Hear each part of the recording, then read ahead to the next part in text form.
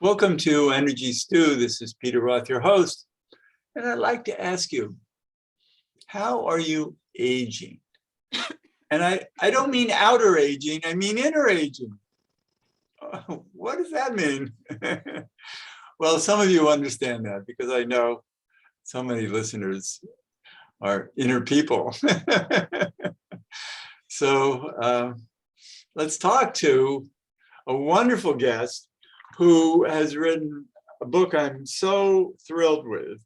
It's The Inner Work of Age, Shifting from Role to Soul. Isn't that beautiful? And we're talking with Connie Zweig. Connie, welcome to Energy Stew. Thank you so much. I'm thrilled with your book because it brings up processes, questions, purposes that we all need to address as we age. And as you mentioned to me before the show, that you could be in your 20s and still have these questions. and those of us in our 70s certainly have them. And we want to help people identify them better, work with them better. And your book is so terrific to do that. So thank you. Thank you, Peter. That's beautiful. And where should we start? What do you think we should focus on first? Because I know your book has a lot to do with inner meaning, but it also has a lot to do with working on our shadows, understanding ourselves better. Well, we can start just by saying that there are a lot of books out there on aging and later life. And most of them are from the outside in. So as you mentioned, many of them are about lifestyle and health and demographics and economics. This is aging from the inside out. So I'm looking more at psychology and spirituality because that's where I have expertise and life experience. So the inner world of people beyond midlife, and we don't have to be in our 70s, but people beyond midlife who are asking the question again, who am I? Who am I if I'm not the CEO or the therapist or the salesperson or the mom? Who am I? Those people have a search for meaning and not very much guidance in our culture. There's no rite of passage to become an elder in our culture. Even in the world of psychotherapy, most of us are not trained to work with older people. We have some training in developmental psychology to work with midlife issues. But in midlife, we tend to just change roles. We might start a new career or change our spouse or change our geographical location. But in later life, that change of roles is not sufficient. It's not going to really address the deeper question of who am I? And there's so many things that we can't recreate in older life because we don't have the facility for it as we age. And also, we're used to rich relationships that have roots for decades. And we can certainly meet other people of like-minded need, but it doesn't mean that we can know each other in the way we have known our deepest friends. And many of them pass on. And my mother-in-law, who's 91, has lost all of her peers, and Yes. she was close to. And luckily, she has a big family. So that helps. But for so many people, yes, and right.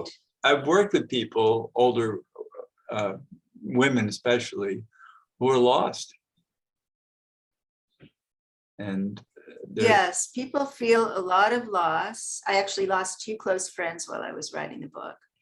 And it brings about a kind of disorientation, and a kind of sense of isolation for a lot of people. Right. And they start looking for their tribe again. We start looking for community again. And there are a lot of elder communities now who are doing all kinds of things. So, you know, for people who want to kind of gear up, there's encore.org.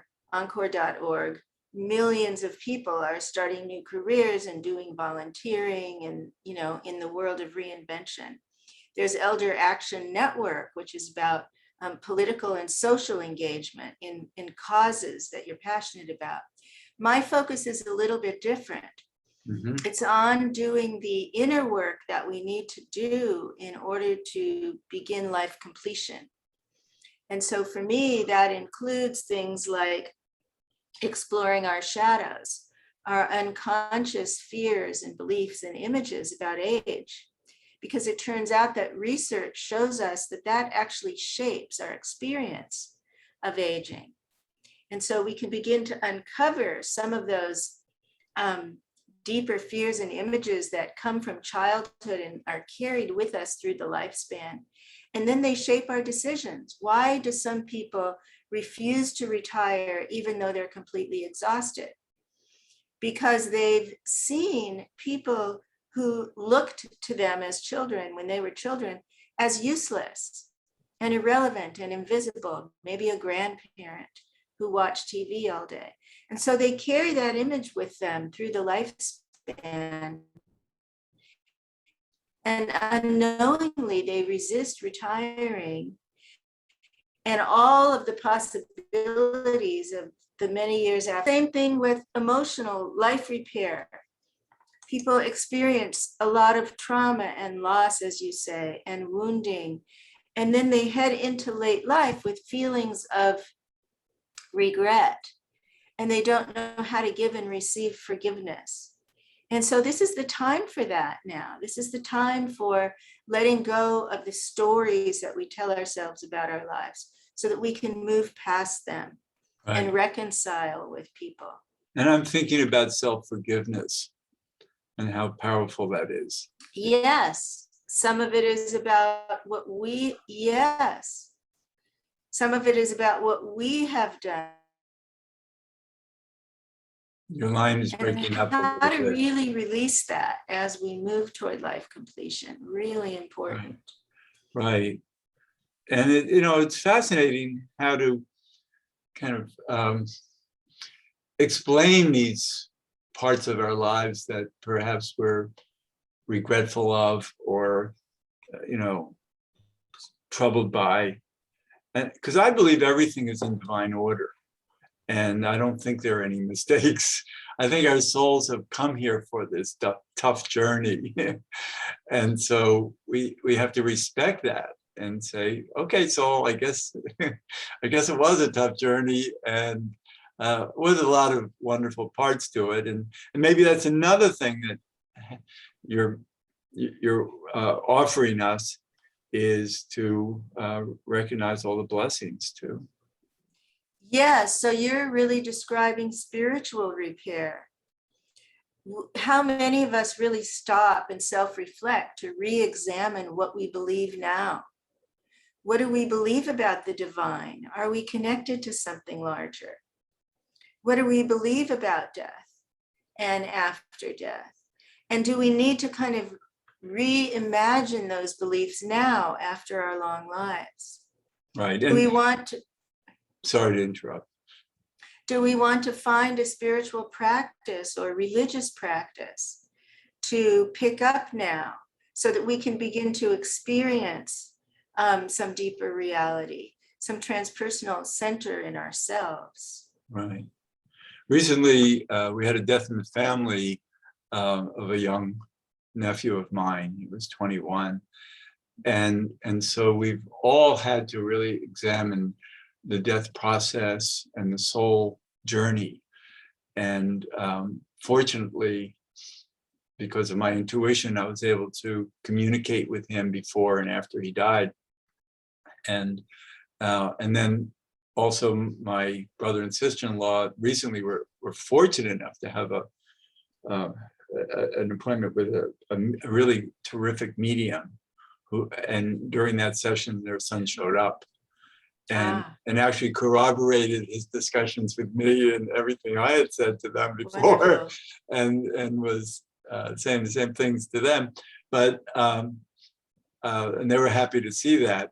But what it is just, you know, if this information can come from two people like me and this medium, and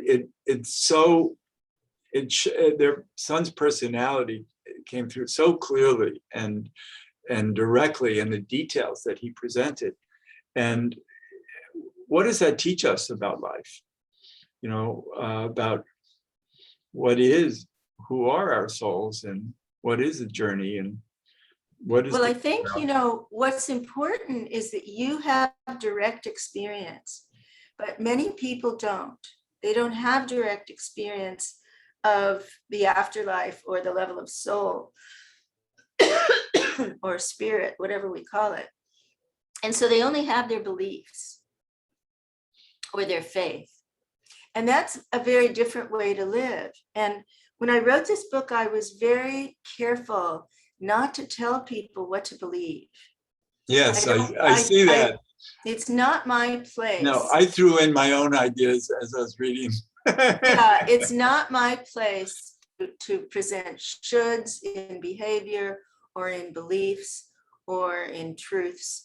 The book is really a rite of passage to move from senior to elder, to do these practices so that you can cultivate that experience for yourself.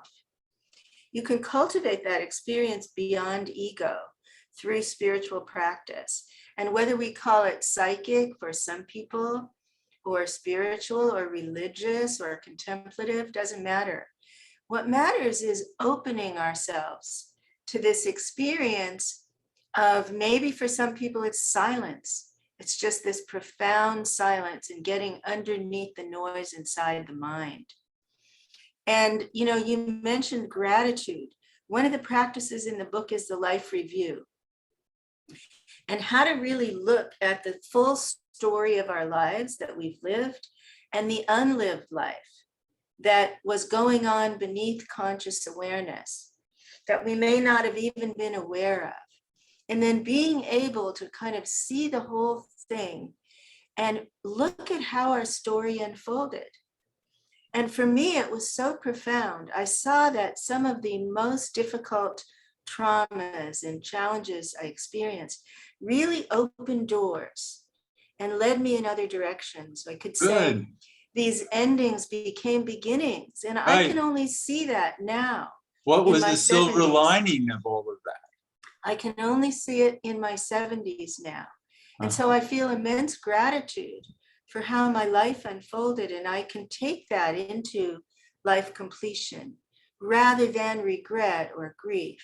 Right. I can kind of carry this forward now. Right. I remember visiting a man on his deathbed. He had about 2 weeks left to live, and his family were surrounding him. And I actually identified a shadow that he hadn't faced before. And we talked about it. And what I understood was that from that day on, that moment on, he was at total peace with his last days. It's beautiful. So I think we want to ask ourselves a difficult question. What do I need to say or do so that I won't die with regret? Right. It's a really important question to contemplate and to begin to act on if we can. Sometimes it's hard to do it on our own because it's frightening. Yes, I understand that. So you could maybe do it with a spouse or a close friend or with a therapist. I know. I just went through that with my wife recently about me. Okay. And we uncovered things that helped me really that's be more great. at peace with myself. That's great. Yeah. And so to have somebody you trust and is willing to be honest with you. Yes, and be a mirror. Right. And I think, I think that facing our mortality is not easy for people. There's a lot of denial of death. Even around COVID, there's denial of death. So facing our mortality is a task that we want to take on to become an elder. And this shift from senior to elder isn't even spoke about in our culture. We don't really have a lot of models. We don't have a lot of conversation about it. But the inner elder is an archetype in us. It's in all of us, just like the inner child. And it's waiting to be awakened there. It's waiting for us to become conscious. I of love this that stage of life. idea. That's beautiful what you just said. And I think can enhance everybody's life. And we can model that for our grandkids and our great grandkids. What a beautiful gift that is. Right. I understand, because as we get older, we're not as capable in our families, let's say, as the younger people. And we elicit more compassion and love, I think, because people then can appreciate our seniorness. Yes. I don't use the word senior. I'll tell you why. We all become seniors with the Medicare birthday. So that's an age. It's not a stage. It doesn't imply our internal development. Right. Elder is a stage, and it implies that we've done some of this inner work to become self-aware. Very important. Yes. I'm thinking of my mother-in-law who's 91, and to relate to her as a senior just doesn't do her justice. Yes. So we don't even have the language for this stage of life. You know, it's unprecedented in the species. In human history, there's never been so much time between retirement and the end. Right. And so there's no name for this stage. Yeah. And there's no name for who we're becoming other than elder, which is really, you know, comes from indigenous cultures where it was respected and revered. Right. So this is a brand new developmental step for humans. And it's important to say that, because people then don't think the expectations are so great that we conquer this, because we've never really had it before the way we have it now. And so we really everybody themselves have to be pioneers for aging. That's exactly right. And we all need to reimagine it individually for ourselves. That's why I can't tell you what your 70s should be about. Or actually, I'm going into my 80s. So. Or your 80s, right? It's really a very individual, subjective series of choices and decisions that we make. How we take on this developmental work. I call it the developmental tasks to become an elder. And how to do within limitations that we're facing, for instance, strong disabilities. Yes. And, you know, and how does that change the way that we can identify ourselves and understand our purpose? Yes, that's exactly right. We face more and more limitations as we age. I say age is our curriculum. You know, it becomes our grist for the mill. Right. So I write about illness as spiritual practice. Yes. And retirement as spiritual practice, and caregiving as spiritual practice. Right, and self-care giving. In other words, not seeking it always from the outside. The inside out. We can gain. Your line is breaking up a little bit right now. So I just lost you for a few seconds. But I'm sure you'll be coming back. Yeah, okay. I'm hardwired, Peter. Well, your voice isn't clear yet, but it will be. Can you hear me? I can hear you, but can you hear me? Yes. Can you hear me now? Yes. Can you hear me? Now? Yes. Okay. So we were saying, yes. Okay, you're actually on Zoom. You're live again. So you were mentioning self-care. I'm not hearing you correctly. You were mentioning self-care. Self-care. Which is important on every level. you know, oh, I'm so sorry. I don't know what to do. Yeah. Should we continue? Yeah, because we can edit this part out. Okay, shall we continue? Yeah, let's do our best. So self-care is, from my point of view, physical, emotional, mental, cognitive, spiritual, all inclusive, all the domains of our lives. And we might be taught to do, and financial.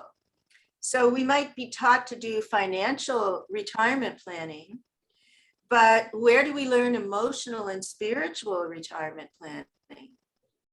Right, As an example of because self-care. maybe we have to rely on that more than anything else. That if Yes. the outward world isn't working so well, at least the inner world can work well. Yes, that's right. So that's really what the book is about. How to do this work and find a refuge inside yourself, or a life raft. I love that. A life raft. Yeah. For all these hits that keep on coming as we age. Sure. And it's amazing how unique each person's needs are. So we really do have to go within to understand ourselves better, to be able to read your book better even. Yes. So let's mention the spiritual possibilities for this time of life. All of the perennial traditions teach that this is the time to turn within. And this is the time to kind of let go of our ego's agenda. For some people, let go of our possessions. My husband and I just downsized. We let go of our house and a lot of our furniture. For some people, it means downsizing the ego, allowing the ego to be humbled in the face of larger forces. And making this internal shift to this quality, I call it an ego, an elder's awareness, a quality of awareness of an elder, or from role to soul. So as we let go of our roles more and more and really release our identification with them, we can do these practices to begin to identify with our essential spiritual nature, who we are as a soul. We can begin to let go of the ego's story and live the soul's story. But we can only do that if we with intention. It doesn't happen to most people spontaneously. That's why your book is so important. Yes. So if we begin to cultivate some of these practices, and they're really enjoyable, this is not homework. It's enjoyable to explore the inner world and learn these practices. It could be from your own tradition, from Judaism or Christianity, from Hinduism or Buddhism or Sufism. There are mystical practices available now in every tradition. That's what's so incredible about this time we live in. And if you pick one up and you begin to experience this deeper identity, this lasting identity that's not fleeting like your roles, then you can really begin to feel fulfillment. You will become a fulfilled elder or a spiritual elder. And you can radiate that state of mind to other people. And it's the most precious gift.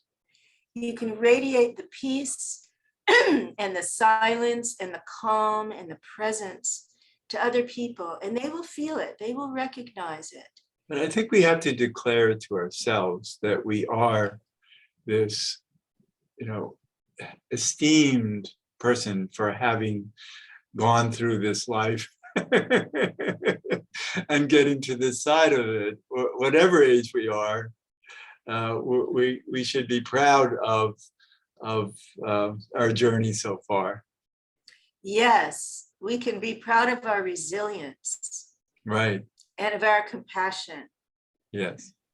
and of the service we offer, and of whatever our unique gifts are at this time. You know, I wasn't going to write another book, but as I read in the aging literature and realized what was missing, that there was nothing about unconscious process or the shadow in aging, I knew I had another gift to give. Well, your book is comprehensive in so many ways, because you really look at all these things we've been talking about, and you write them so well. And there's so much in every chapter that is food for us. Thank you, Peter. Yes, it's nourishment. So it's the inner work of age, shifting from role to soul. How can people follow up with you? Well, they can go to conniezweig.com. I'm teaching lots of online workshops now, and they're open to the public. People are welcome to come. Right. And if you read the book and you have a compelling question and want to get in touch with me, you can email me, conniezweig@gmail.com. Oh, that's wonderful. Because I think so many people really have to apply themselves to this. Yes. It's so important to, and this certainly in this day and age of confusion and chaos, to work from within, and because that's the more eternal part of ourselves. Yes. Well, we're very aligned on that message. Yeah, good. So the idea, I think, really, the end result about all of this is to find peace. Yes, the end result is to find fulfillment, to really feel at peace with our lives and the way that they've unfolded, you know, to feel and Oops. Your line is breaking up again a little bit. I'm glad that and no, I'm still not hearing you. That our clearly. gifts were given,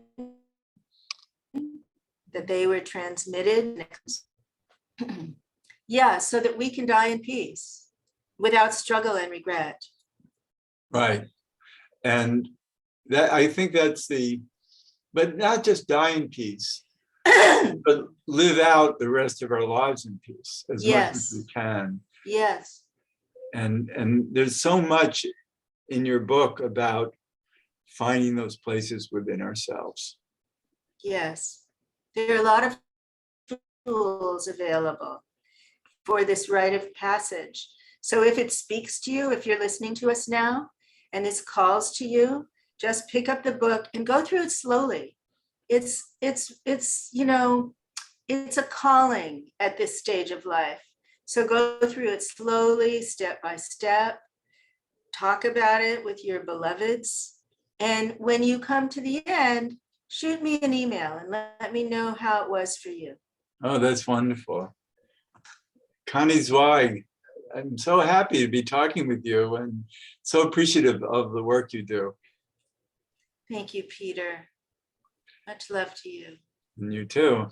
And this is Peter Roth, your host of Energy Stew at prn.fm. I can be reached at peter@heartriver, HEART river.org. Thanks so much for listening. And I'd love to hear from you too. Okay, bye-bye.